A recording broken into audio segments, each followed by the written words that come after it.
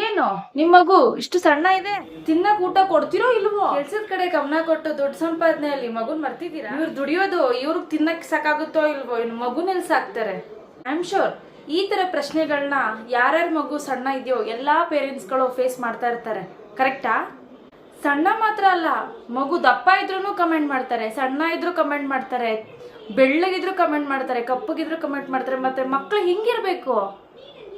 ಈ ಜನಗಳೆಲ್ಲ ಈ ತರ ಹೇಳ್ತಾರೆ ಅಂತ ಮಗುನ ಕರ್ಕೊಂಡು ಹಾಸ್ಪಿಟ್ಲಿಗೆ ಹೋದ್ರೆ ಡಾಕ್ಟ್ರು ಮುಖ ತುಂಬ ಉಗಿದ್ ಕಳಿಸ್ತಾರೆ. ಏನ್ರಿ ಮಗು ಮೈಲ್ಸ್ಟೋನ್ ರೀಚ್ ಆಗಿದ್ಯಾ, ಆಕ್ಟಿವ್ ಆಗಿದ್ಯಾ, ಅದು ಇಂಪಾರ್ಟೆಂಟು. ಆರೋಗ್ಯವಾಗಿದ್ಯಾ, ಅದು ಮೇನ್ ಇಂಪಾರ್ಟೆಂಟು. ಸಣ್ಣ ದಪ್ಪ ನೀವು ಯಾಕೆ ಯೋಚನೆ ಮಾಡ್ತೀರಾ? ಕರೆಕ್ಟ್ ಟೈಮ್ ಊಟ ಮಾಡ್ತಿದ್ರೆ ಅದು ಮೋರ್ ದನ್ ಇಂಪಾರ್ಟೆಂಟು. ಇನ್ನೇನು ಬೇಕು? ಯಾರು ಹೇಳಿದ್ದು ದಪ್ಪ ಇರೋ ಮಕ್ಕಳು ಆರೋಗ್ಯವಾಗಿರ್ತಾರೆ, ಸಣ್ಣ ಇರೋ ಮಕ್ಕಳು ಅನಾರೋಗ್ಯವಾಗಿರ್ತಾರೆ ಅಂತ? ಯಾರಾದರೂ ಹೇಳಿದಾರಾ? ಸೈಂಟಿಫಿಕಲಿ ಪ್ರೂವ್ ಆಗಿದೆಯಾ? ಬಟ್ ಆದರೂ ಯಾಕೆ ಈ ಥರ ಕಮೆಂಟ್ಗಳು ಪಾಸ್ ಮಾಡ್ತೀರಾ? ನೀವು ಪಾಸ್ ಮಾಡೋ ಈ ಕಮೆಂಟ್ಗಳು ಎಷ್ಟೋ ತಂದೆ ತಾಯಿಗಳಿಗೆ ಎಷ್ಟು ಹರ್ಟ್ ಆಗುತ್ತೆ ಅಂತ ನಿಮ್ಗೆ ಗೊತ್ತಿದೆಯಾ?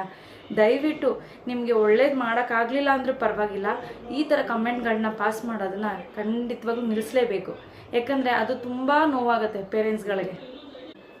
ನಿಮ್ಮಲ್ಲಿ ಯಾರಾದರೂ ಈ ಥರ ಕಮೆಂಟ್ ಪಾಸ್ ಮಾಡಿದರೆ ದಯವಿಟ್ಟು ಈ ವಿಡಿಯೋ ನೋಡಿದ್ಮೇಲೆ ಅಟ್ಲೀಸ್ಟ್ ಕರೆಕ್ಟ್ ಮಾಡ್ಕೊಳ್ತೀರಾ ಅಂತ ಅಂದ್ಕೊಳ್ತೀನಿ. ನಿಮಗೆ ಒಳ್ಳೇದು ಮಾಡೋಕ್ಕಾಗಲಿಲ್ಲ ಅಂದರೂ ಪರವಾಗಿಲ್ಲ, ಕೆಟ್ಟದಂತೂ ಮಾಡಬೇಡಿ, ನ್ಯೂಟ್ರಲ್ ಆಗಿದ್ಬಿಡಿ, ಕಮೆಂಟ್ ಪಾಸ್ ಮಾಡಬೇಡಿ. ಮಗು ಹೇಗಿದ್ರೂ ಮಗುನೇ, ಸಣ್ಣ ಇದ್ರೂ ಮಗುನೇ, ದಪ್ಪ ಇದ್ರೂ ಮಗುನೇ. ಸಣ್ಣ ಇದೆ ಅಂತ ಮಗುನ ತೊಗೊಂಡೋಗಿ ನಾವು ತಿಪ್ಪೆ ತೊಟ್ಟಿಗೆ ಎಸೆಯಲ್ಲ. ಏನಂತೀರಾ? ನಿಮಗೂ ಈ ಥರ ಪ್ರಾಬ್ಲಮ್ ಫೇಸ್ ಮಾಡಿ ಅನುಭವಿಸ್ತಿದ್ರೆ ನನ್ನ ಕಮೆಂಟ್ ಬಾಕ್ಸಲ್ಲಿ ತಿಳಿಸಿ. ತುಂಬ ಜನ ಪೇರೆಂಟ್ಸ್ಗಳು ಎಕ್ಸ್ಪೀರಿಯೆನ್ಸ್ ಮಾಡ್ಕೊಂಡಿರ್ತೀರಾ. ಎಕ್ಸ್ಪೀರಿಯೆನ್ಸ್ ಮಾಡಿರೋರು ನಿಮ್ಗಾಗಿರೋ ಪೇಯ್ನ ನನ್ನ ಕಮೆಂಟ್ ಬಾಕ್ಸಲ್ಲಿ ತಿಳಿಸಿ.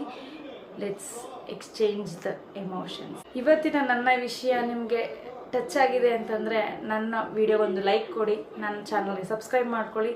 ಮತ್ತಷ್ಟು ಇನ್ಫಾರ್ಮೇಷನ್ ಜೊತೆ ನಿಮ್ಮ ಮುಂದೆ ಬರ್ತಿರ್ತೀನಿ. ಅಲ್ಲಿವರೆಗೂ ಟೇಕ್ ಕೇರ್.